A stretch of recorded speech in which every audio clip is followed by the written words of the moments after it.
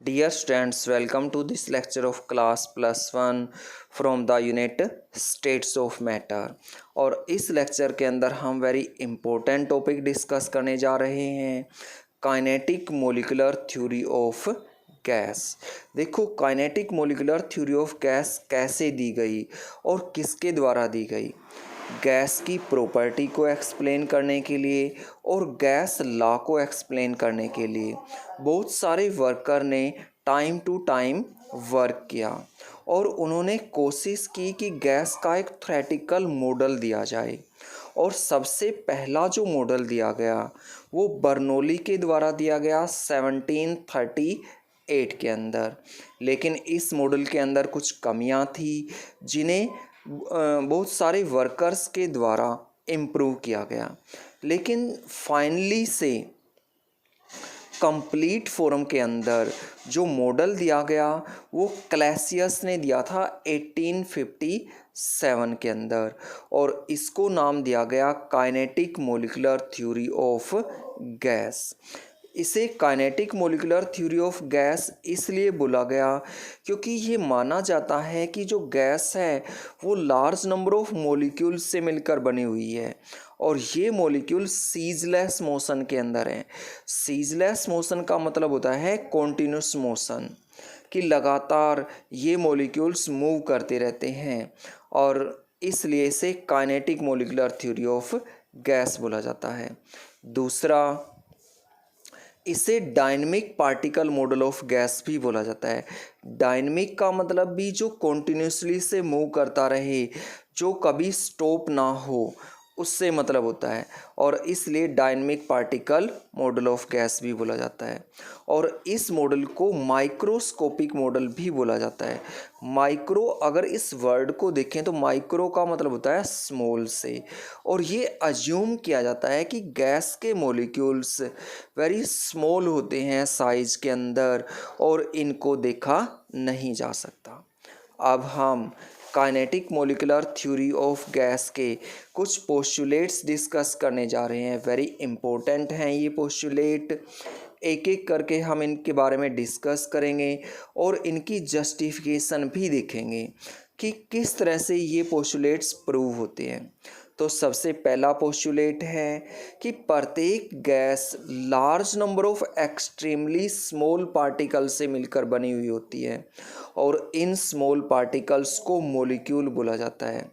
एक गैस के जो मॉलिक्यूल होते हैं वो आइडेंटिकल होते हैं मास और साइज़ के अंदर। जैसे हाइड्रोजन गैस को ले लें तो उसमें बहुत सारे हाइड्रोजन के मॉलिक्यूल्स हैं, सभी का मास सेम है, सभी का साइज़ सेम है।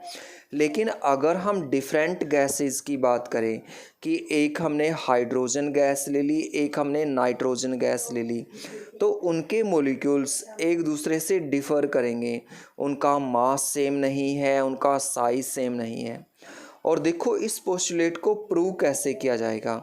इसको प्रूव करेंगे हम according to the particle nature of matter. हमने सेकेंड यूनिट के अंदर डिस्कस किया था कि मैटर की दो नेचर होती हैं, एक तो पार्टिकल नेचर और दूसरी वेव नेचर।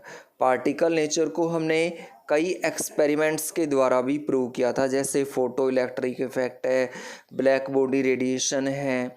तो हम यहाँ पर कह सकते हैं कि मैटर की पार्टिकल नेचर होती है, और यही बात इसमें आई थी कि स्मॉल पार्टिकल से गैस मिलकर बनी हुई है। सेकेंड पोस्टुलेट है कि जो गैस के मॉलिक्यूल्स हैं वो एक दूसरे से सेपरेट होते हैं लार्ज डिस्टेंस के द्वारा।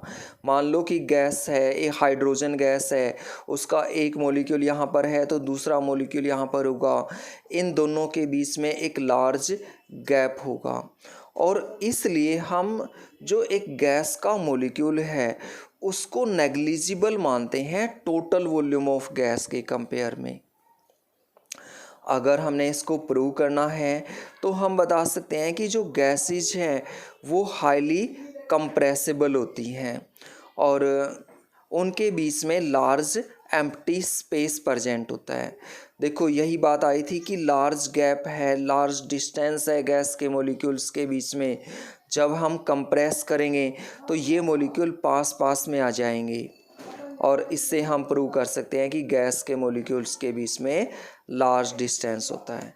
नेक्स्ट पोस्टुलेट है कि अगर हम गैस के मॉलिक्यूल्स के बीच में देखें तो जो फोर्स ऑफ अट्रैक्शन या फोर्स ऑफ रिपल्सन होगा वो नेग्लिजिबल होगा। और ये नेग्लिजिबल क्यों होगा?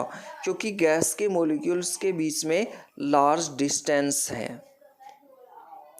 और इसे हम प्रूव कर सकते हैं कि गैस एक्सपेंड होती हैं और ये ऑक्यूपाई कर लेती हैं whole space available to them. कि मान लो हमने गैस को एक सिलेंडर के अंदर फिल किया हुआ है, उस गैस को हम एक रूम के अंदर छोड़ दें तो सारा रूम उस गैस के द्वारा ऑक्यूपाई कर लिया जाएगा। इसका मतलब है कि फोर्स ऑफ अट्रैक्शन और रिपल्सन नेग्लिजिबल है। और अगर अट्रैक्ट करते एक दूसरे को मॉलिक्यूल तो वो एक सिलेंडर की शेप में ही रहते, वो एक दूसरे से दूर नहीं जाते। नेक्स्ट हम पोस्टुलेट ले रहे हैं और ये है force of gravitation. Gas molecule के ऊपर जो फोर्स ऑफ ग्रेविटेशन लगता है वो नेग्लिजिबल लगता है। फोर्स ऑफ ग्रेविटेशन होता है कि जो अर्थ है वो प्रत्येक चीज़ को अपनी तरफ अट्रैक्ट करती है। देखो इसको प्रूव कैसे करेंगे। अगर अर्थ गैस के मॉलिक्यूल्स के ऊपर फोर्स ऑफ ग्रेविटेशन लगाती तो सारे मॉलिक्यूल कंटेनर के बॉटम के ऊपर कलेक्ट हो जाते और जो गैस है वो कंटेनर के बॉटम के ऊपर सेटल हो जाती। लेकिन ऐसा नहीं होता है। जिस भी कंटेनर के अंदर गैस को डाला जाता है वो गैस उसका सारा अवेलेबल स्पेस ऑक्यूपाई करती है। नेक्स्ट पोस्टुलेट है कि गैस के जो मॉलिक्यूल हैं वो कॉन्टिन्यूसली से मूव करते रहते हैं और डिफरेंट डायरेक्शन के अंदर मूव करते हैं डिफरेंट वेलोसिटी के साथ। प्रत्येक जो गैस मॉलिक्यूल है उसकी वेलोसिटी अलग अलग होती है। देखो इसको प्रूव करें अब हम।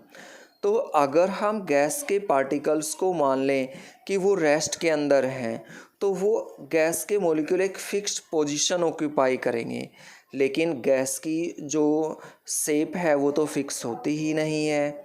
अगर हम देखें कि अगर पार्टिकल की पोजीशन फिक्स है तो उसकी शेप भी फिक्स होगी, लेकिन गैस की शेप फिक्स नहीं है। जिस भी वेसल के अंदर गैस को डाला जाता है वो उस वेसल की शेप एक्वायर कर लेती है।